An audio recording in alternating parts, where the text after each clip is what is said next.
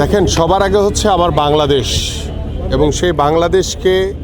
এবং বাংলাদেশের মর্যাদাকে ধরে রাখার জন্য এবং বাংলাদেশের খেলোয়াড়দের নিরাপত্তা নিশ্চিত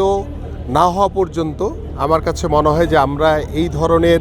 খেলাগুলো থেকে আমাদের অবশ্যই বিরত থাকা উচিত। এবং আমরা একটি টুর্নামেন্টকে দিয়ে বাংলাদেশের ক্রিকেটকে বিবেচনা করলে হবে না,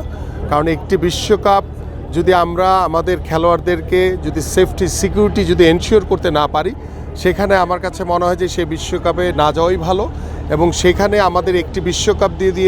বিশ্বকাপকে দিয়ে বাংলাদেশি ক্রিকেটকে বিচার বিশ্লেষণ না করে আমরা কিভাবে